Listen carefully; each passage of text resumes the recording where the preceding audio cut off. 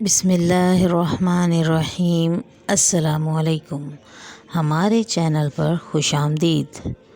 اکثر وہی لوگ ہمارے اعتماد کا خون کر دیتے ہیں جن پر ہم آنکھ بند کر کے بھروسہ کرتے ہیں، جن کی خاطر ہم اتنی قربانیاں دیتے ہیں، ان کے ساتھ مخلصی کی آخری حد تک چلے جاتے ہیں۔ وہی لوگ ہمارے اعتبار کی جڑیں کاٹ دیتے ہیں۔ ایک عرصہ ساتھ رہنے کے بعد بھی میں اس شخص کی حقیقت نہیں جان سکی، اور یہی میری زندگی کی سب سے بڑی غلطی تھی۔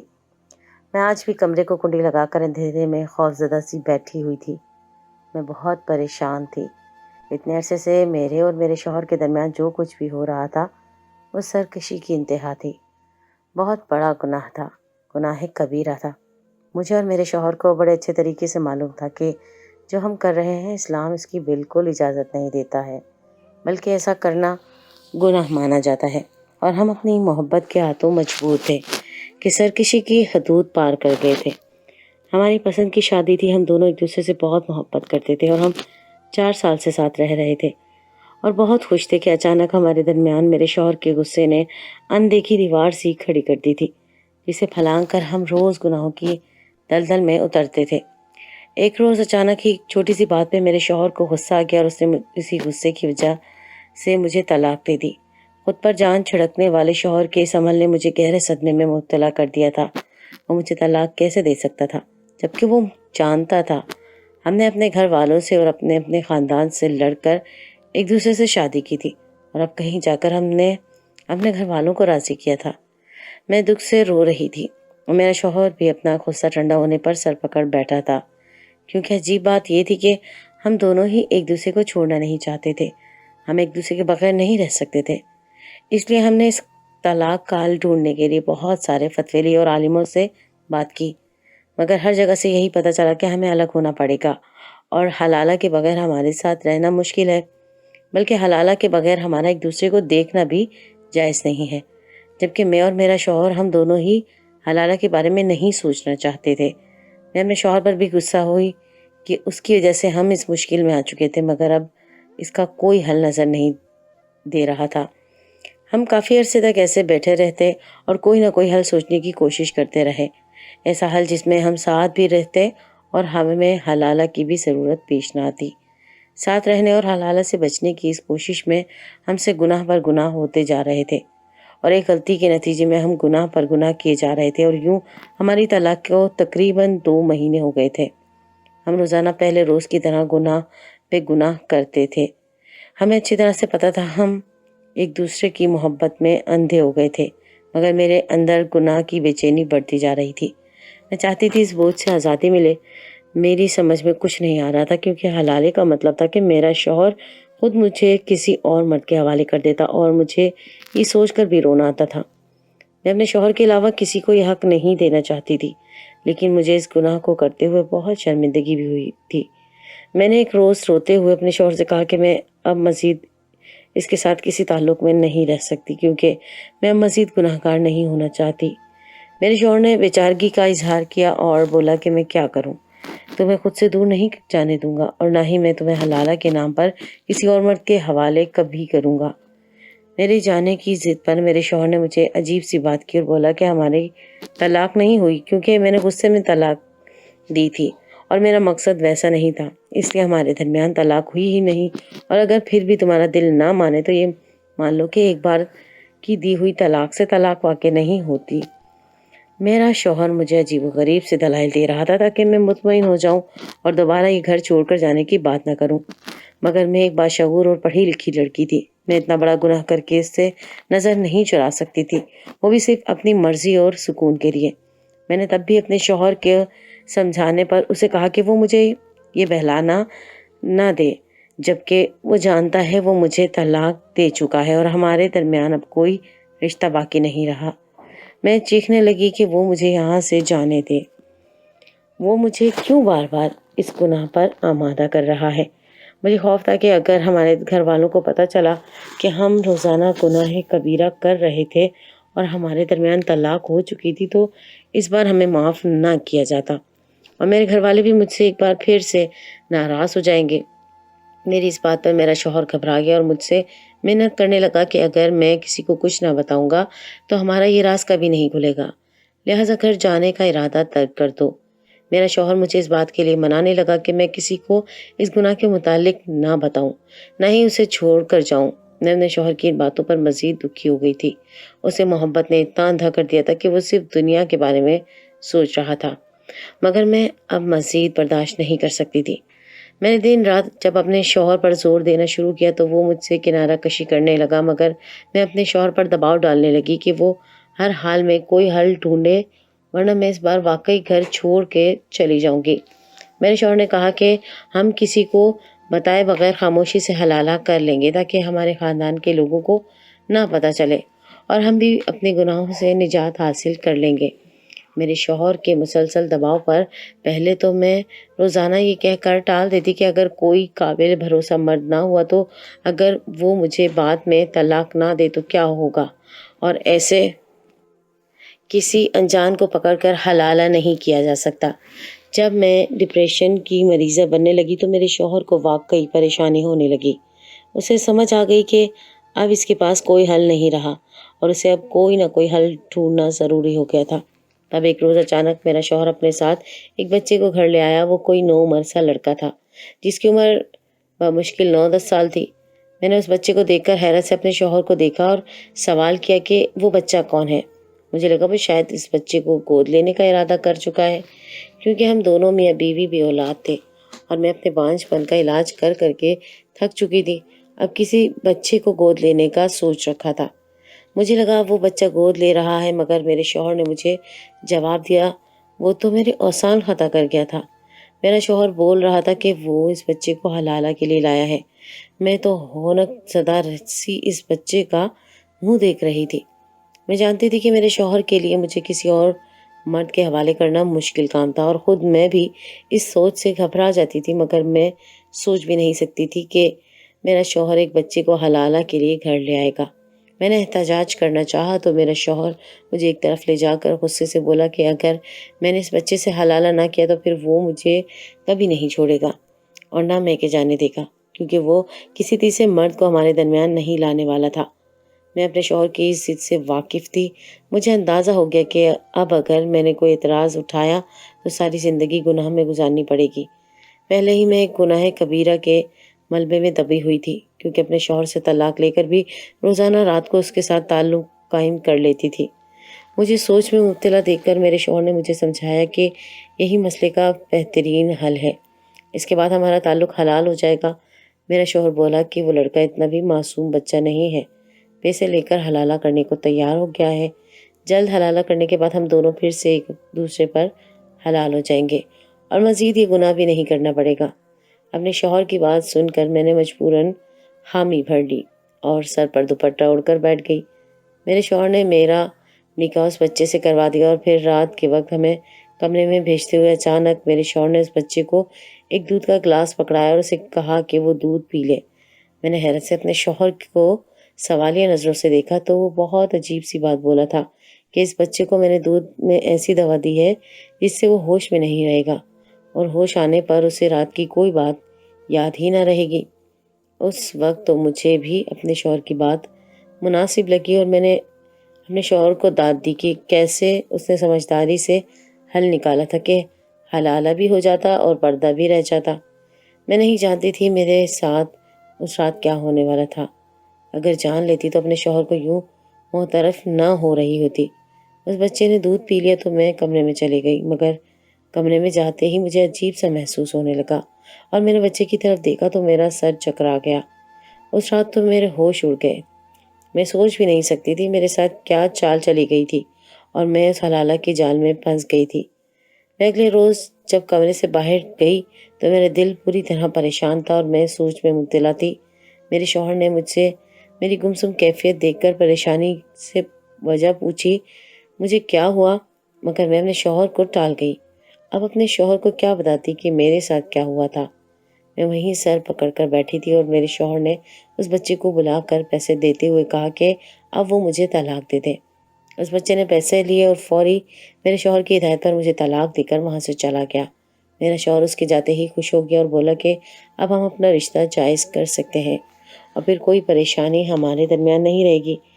میں بھی یہ سوچ کر قدرے مطمئن ہو چکی تھی۔ میرے شوہر نے جلدی سے مولوی بلا کر پھر سے میرے ساتھ نکاح کر لیا اور مجھ سے اپنے غصے میں دی گئی طلاق پر معافی مانگنے لگا اور مجھ سے وعدہ کیا کہ وہ آئندہ ایسی حرکت نہیں دہرائے گا۔ میں نے اپنے شوہر کو معاف کر دیا اور خوش ہو گئی کہ وہ معاملہ سلجھ گیا ہے، مگر مجھے نہیں پتا تھا کہ آنے والا وقت مجھ پر کیسی قیامت لانے والا تھا۔ مگر میں بہت خوش تھی اور اپنے شوہر کے ساتھ میری زندگی پھر سے شروع کر رہی تھی۔ نہ کوئی غم تھا، نہ ہی کوئی پریشانی تھی۔ ہم نے حلالہ کر کے اپنے رشتے کو بھی جائز کر لیا تھا اور کسی کو کان خبر بھی نہیں ہوئی تھی۔ میرا دل کرتا تھا کہ میں اب اپنی ماں سے ملوں تو ان کو بتاؤں کہ وہ میرے شوہر کو میرے قابل نہیں سمجھتی تھی، کیونکہ ہم ایک ہی محلے میں رہتے تھے اور مجھے میرے شوہر شروع دن سے ہی بہت اچھے لگتے تھے اور اس کا بھی یہی حال تھا۔ مگر میری ماں کو میرا شوہر بہت برا لگتا تھا، یہاں تک کہ میری ساس ہمارے جوان ہونے پر اپنے بیٹے کی ضد دیکھتے ہوئے جب رشتہ لائیں تو میرے باپ نے ان کو بھی صاف الفاظ میں کہہ دیا تھا کہ تمہارا بیٹا اس قابل نہیں ہے کہ اپنی بیٹی دے دوں۔ تب ہمارے گھر میں بہت ہنگامہ کھڑا ہو گیا تھا۔ میری ساس اپنے بیٹے کے بارے میں ایسی بات نہیں سن سکتی تھی، اس لیے میری ماں سے کہہ کر گئی تھی کہ وہ اب کبھی رشتہ نہیں لائیں گی۔ میں سر پکڑ کر بیٹھ گئی تھی۔ پتہ نہیں میرے ماں باپ کو کیوں لگتا تھا کہ میرا شوہر اس قابل نہیں ہے۔ میں نے اپنی ماں کو منانے کی بہت کوشش کی مگر میری ماں نہیں مانی تھی۔ وہاں میرا شوہر بھی اپنی ماں کو منانے کی بہت کوشش کرتا رہا، لیکن اس کی ماں دوبارہ رشتہ لانے پر تیار نہیں ہوئی تھی اور ہم دونوں ایک دوسرے کے بغیر رہ نہیں سکتے تھے۔ اس لیے بہت مجبور ہو کر ہم دونوں نے یہ فیصلہ کیا تھا کہ ہم گھر سے بھاگ جائیں گے، کیونکہ میرے شوہر کو لگتا تھا کہ جب ہم خوشی اور اطمینان بھری زندگی گزاریں گے اور ان کو منائیں گے تو ہمارے والدین بھی اس فیصلے پر راضی ہو جائیں گے، وہ بھی اپنا غم بھول جائیں گے۔ اس نے ٹھیک ہی کہا تھا۔ ہم لوگوں نے ایک ساتھ بہت اچھی زندگی گزاری تھی اور ہم چاہتے تھے کہ ہمارے یہاں اولاد ہو جائے تاکہ ہم اپنے والدین کو ان کی اولاد سے ملوا کر منا سکیں، مگر اللہ نے ہمیں اولاد نہیں دی تھی اور میں اپنے ماں باپ کے بغیر مزید نہیں رہ سکتی تھی۔ 1 سال بعد میری ضد پر جب ہم واپس اپنے والدین کے پاس گئے اور انہیں منانے کے لیے رو دھو کر معافیاں مانگی تو وہ لوگ مان گئے تھے اور ہمیں پھر سے قبول کر لیا تھا۔ مگر میری ماں نے تب بھی مجھے یہی کہا تھا کہ ایک دن تمہیں پتہ چل جائے گا کہ ہم اس حق میں کیوں نہ تھے کہ تمہاری شادی اس شخص سے ہو، کیونکہ جو اس میں خامیاں میں دیکھ رہی ہوں وہ تم کبھی نہیں دیکھ سکتی اور تمہارے پاس وہ تجربہ بھی نہیں ہے، کیونکہ ابھی تمہارے آنکھوں پر محبت کی پٹی بندھی ہوئی ہے۔ میں نے اپنی ماں کی بات پر یقین نہیں کیا تھا اور اپنی ماں سے کہا تھا کہ میرا شوہر بہت خیال رکھتا ہے۔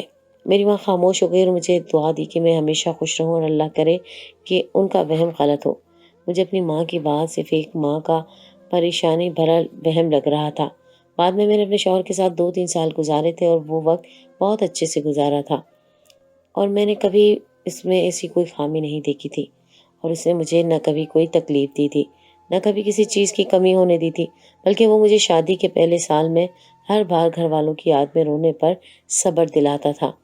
ہماری اس توجہ زندگی میں پہلی بار غصے میں آ کر اس نے مجھے طلاق دی تھی اور اس کا بھی ازالہ کر دیا تھا، وہ بھی صرف میری خوشی کی خاطر، کیونکہ اسے نہیں لگتا تھا کہ ہمارے درمیان طلاق ہوئی ہے، نہ ہی وہ اس طلاق کو مانتا تھا، مگر میری پریشانی پر اس نے ایک لڑکے کے ساتھ میرا حلالہ بھی کروایا تھا۔ میں جانتی تھی کہ اب میں اپنی ماں کو مل کر یہ سب بتاؤں کہ کیسے میرے شوہر نے میری خاطر مجھ پر اپنی ہر ضد کو قربان کر دیا تھا اور وہ صرف میری خوشیوں کو دیکھتا تھا، لیکن میں اپنی ماں کو طلاق کا قصہ نہیں سنا سکتی تھی، اس لیے خاموش رہی۔ لیکن اس حلالہ کے واقع ہونے کے بعد سے تو میرے دل میں اپنے شوہر کی قدر مزید بڑھ چکی تھی کہ میں یہ بھی بھول گئی مجھے حلالہ کے مقام پر لانے والا بھی میرا شوہر ہی تھا۔ کسی نے شاید ٹھیک کہا ہے کہ جو اچھا لگے اس کا ہر برا بھی اچھا لگتا ہے، مگر میرا وہ یقین ایک روز اپنے شوہر کے منہ سے اپنے رشتے کی حقیقت سن کر خاک میں مل گیا تھا۔ ایک روز میں کچن میں کام کر رہی تھی جب میرے شوہر کا ایک دوست اس سے ملنے آیا۔ میرا شوہر مجھے چائے بنانے کا کہہ کر اپنے ایک کولیگ کے ساتھ مہمان خانے میں بیٹھ گیا تھا۔ میں نے شربت بنایا اور اپنے شوہر کو جا کر دے دیا۔ میں واپس آنے لگی تو میں نے سنا کہ میرے شوہر کا کولیگ افسردگی سے اسے بتا رہا تھا کہ وہ بہت زیادہ پریشانی سے گزر رہا ہے، اس لیے دفتری کاموں میں بھی لاپرواہی کر رہا ہے۔ اس نے اپنی بیوی کو غصے میں طلاق دے دی ہے اور اب وہ پچھلے 3 ماہ سے الگ رہ رہے ہیں۔ وہ بہت اداس تھا اور میرے شوہر کو بتانے لگا کہ میری بیوی آفس میں جاب کرتی ہے اور مجھے یہ چیز پسند نہیں تھی۔ ہمارے بچے بہت چھوٹے ہیں اور ایک بیٹی اس کی صحت کا خیال نہ رکھنے پر وہ بہت بیمار پڑ گئی ہے۔ میں اس بات سے بہت تنگ آ گیا تھا اور ہر وقت اپنی بیوی کو سمجھاتا رہتا تھا کہ وہ گھر پر دھیان دیا کرے، باہر کے معاملات کو وہیں پہ چھوڑ دے، مگر وہ کام سے بچنے کے لیے ہر بار اپنی نوکری کو ترجیح دیتی۔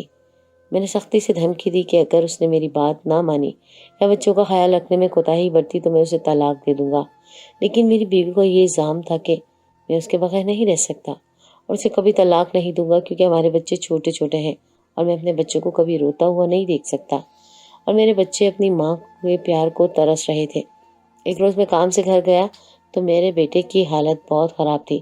میں اسے لے کر ہسپتال بھاگا تو ڈاکٹر نے چیک کر کے بتایا کہ اس کی آنتوں میں زخم ہو چکے ہیں کیونکہ وہ چھوٹا ہے مگر بہت چٹپٹا کھاتا رہا ہے۔ میں نے ٹھٹک کر بچوں سے سوال کیے تو پتہ چلا کہ میری بیوی ابھی تک بازار سے چٹپٹے مسالے دار چیزیں منگوا کر خود بھی کھاتی تھی اور بچوں کو بھی کھلاتی تھی۔ اس کی ضد پر میری مردانہ انا پہ چوٹ لگی تھی۔ میں مزید اس کی ہٹ درمی برداشت نہیں کر پایا تھا اور میں نے اسے غصے میں طلاق دے دی، لیکن بعد میں مجھے احساس ہوا کہ میں نے غلط کیا۔ میں نے اپنے بچوں کا بھی نہیں سوچا تھا کیونکہ میرے بچے ماں کے بغیر مستقبل میں قدم نہیں رکھنا چاہتے۔ میں کوئی راہ نکالنا چاہتا تھا۔ میں نے بیوی سے بات کی تو اس کی بھی عقل ٹھکانے آ چکی ہے، اپنی جاب بھی چھوڑ دی ہے اور وہ واپس آنا چاہتی ہے، مگر ہمارے درمیان طلاق کی وجہ سے کوئی رشتہ نہیں رہا اور حلالہ کا سوچ کر ہی میرا دل برا ہونے لگتا ہے۔ میں خود میں اتنی ہمت نہیں کر پاتا کہ بیوی کو حلالہ کروا کر نکاح میں لوں۔ اب ہمارے گھر میں کوئی عورت نہیں ہے، میرے بچے سارا دن اپنی ماں کے لیے روتے رہتے ہیں اور میرا خاندان کا میرے سر پر مسلسل دباؤ ہے کہ میں دوسری شادی کر لوں، مگر میں اپنی بیوی کو واپس لانا چاہتا ہوں۔ مجھے سمجھ نہیں آ رہی کہ میں کیا کروں۔ میرے شوہر کا دوست رو رہا تھا اور اپنی پریشانیاں بتا رہا تھا۔ میں نے کچن میں جا کر تلے ہوئے کباب ایک پلیٹ میں رکھے اور چٹنی نکالتے ہوئے میں اپنے شوہر کے دوست کی وہ ساری بات سوچ رہی تھی کہ شاید ہر مرد ہی پہلے جذباتی ہو کر فیصلہ کر لیتا ہے اور بعد میں حلالہ کی بات آنے پر ایسے روتا ہے۔ میں وہ کباب لے کر واپس مہمان خانے کی طرف بڑھی۔ ابھی میں دروازے پر پہنچی تھی کہ میں نے اپنے شوہر کی باتیں سنی۔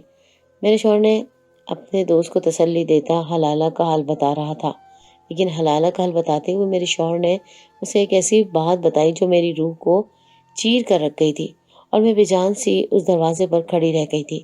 اندر میرا شوہر مزے سے بول رہا تھا کہ کیونکہ اس کے خیال میں تو میں چائے دے کر جا چکی تھی۔ میں پہلی بار اپنے شوہر کا وہ روپ دیکھ رہی تھی۔ وہ میرے لیے فکر مندی ظاہر کر رہا تھا اور مجھے ایسا لگ رہا تھا جیسے میں کسی بالکل انجان شخص کے سامنے کھڑی ہوں۔ میرے لیے اس کے سامنے رکنا بھی محال ہو گیا تھا۔ اس نے اپنے شوہر کو ٹال دیا اور کہا کہ میں صرف اپنی ماں سے ملنا چاہتا ہوں اور میں نے صرف چند دن کے لیے ان کے پاس رہنا ہے، ان کی خدمت کرنا ہے۔ میرے شوہر نے میری اداسی دیکھی تو وہ مان گیا کیونکہ وہ جانتا تھا میں اپنی ماں کے ایسی ہی جذباتی تھی۔ بہرحال میرے ضد کرنے پر میرا شوہر مجھے چند دن کے لیے میری ماں کے گھر جا کے چھوڑ آیا تھا۔ میں اپنی ماں سے ملی تو مزید برداشت نہیں کر پائی اور پھوٹ پھوٹ کر رو دی اور اپنی ماں کو ساری بات بتا دی۔ میری ماں سب سن کر ساکت رہ گئی، پھر مجھے صبر دلاتے ہوئے افسوس سے بولی کہ میں نے تم سے کہا تھا کہ وہ تمہارے لائق نہیں ہے، اس شخص میں اخلاقیات اور اچھے برے کی تمیز نہیں ہے، اور یہ بات میں اس کی شخصیت بہت پہلے دیکھ چکی تھی اور میں تمہیں یہی سمجھانا چاہ رہی تھی، مگر تم نے ضد کی اور اپنے دل کی مرضی پر چلی۔ میں نے ماں سے رو کر کہا کہ اب میں سمجھ گئی ہوں کہ اولاد کا تجربہ ماں باپ کے تجربے کے برابر کبھی نہیں ہو سکتا۔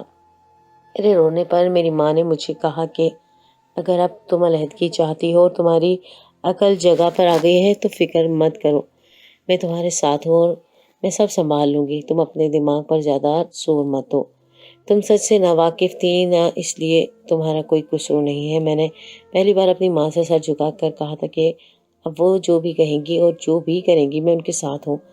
اب میں مزید اپنے لیے کوئی فیصلہ لینے کے حق میں نہیں تھی، نہ ہی مجھے اپنے آپ پر اب اس قابل لگ رہا تھا کہ میں اپنے لیے کوئی فیصلہ لے سکتی۔ میں نے اپنی زندگی کا اتنا بڑا فیصلہ اتنا غلط لیا تھا اور ایک غلط شخص کا انتخاب کر کے جس کی وجہ سے میری زندگی برباد ہو گئی تھی اور میں اپنی ہی نسلوں سے گر گئی تھی۔